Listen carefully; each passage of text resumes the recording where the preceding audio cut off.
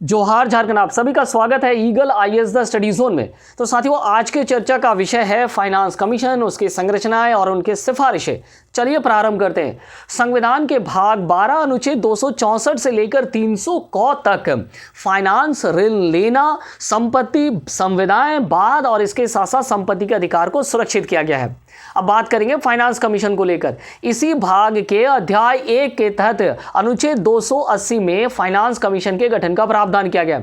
राष्ट्रपति महोदय के द्वारा प्रत्येक 5वें वर्ष फाइनेंस कमीशन गठित किए जाते हैं और इनकी सिफारिशों को राज्यों के मध्य करों के वितरण को लेकर लागू किया जाता है।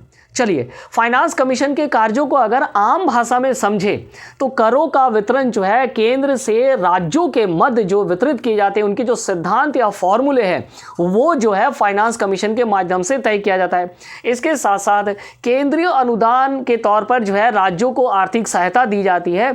इस सहायता के लिए जो सिद्धांत अपनाए जाते हैं वो भी फाइनेंस कमीशन के द्वारा ही उस सिद्धांत को तय किया जाता है। चलिए, अब बात करेंगे, ये तो थी केंद्र से राज्यों के मध्य आर्थिक सहायताओं का जो हम कहेंगे कि एक फॉर्मूला है। लेकिन पंचायतों और म्यूनसिपैलिटियों तक जो स्रोत आएंगे और राज्यों के मध्य आएंगे, उसका वितरण किस प्रकार किया जाएगा, इसके लिए राज्यों को लंबे समय तक इंतजार करना पड़ा। ऐसा इसलिए हम कह रहे हैं क्योंकि अगर हम भारत के प्रथम फाइनेंस कमीशन की बात करें तो भारत के प्रथम फाइनेंस कमीशन का गठन 22 नवंबर 1951 को किया गया था। इसके प्रथम अध्यक्ष केसी नियोगी थे। इसका जो समय काल था वो 1952 से लेकर 1957 तक था।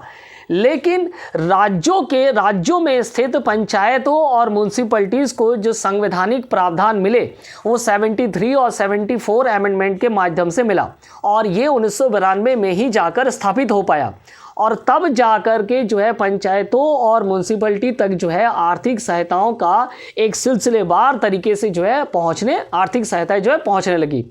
इसी अमेंडमेंट के माध्यम से आर्टिकल 243I और 243Y के माध्यम से पंचायतों और म्यूनसिपैलिटीज़ के लिए गवर्नर के द्वारा स्टेट फाइनेंस कमीशन गठित किया जाता है।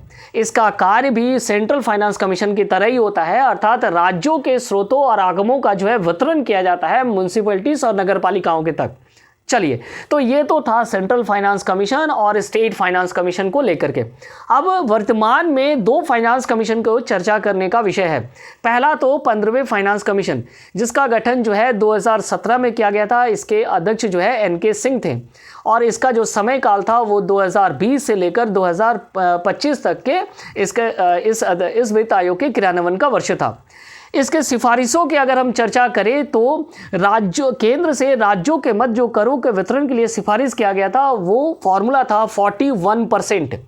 इससे पूर्व 14वें फाइनेंस कमीशन के द्वारा केंद्र से राज्यों के मध्य जो करों के वितरण के लिए फॉर्मूला तय किया गया था वो 42% था। याद रखिएगा, इस पर प्रश्न पूछा जाता है। तो 41% 15वें वित्त आयोग के माध्यम से तय किए गए थे, अर्थात केंद्रों से राज्यों के मध्य जो करों का वितरण किया जाएगा। लगभग 42.2 लाख करोड़ रुपए इसके माध्यम से क्या जाएंगे, वितरित किए जाएंगे या आवंटन किया जाएगा। और अगर सहायक अनुदान या केंद्रीय अनुदान की बात करें तो 10.33 लाख इसी 15 वित्त आयोग की सिफारिश के माध्यम से केंद्रीय अनुदान का क्या किया जाए वितरण किया जाएगा। चलिए, हाल ही में 16वें वित्त आयोग का भी गठन कर दिया गया है।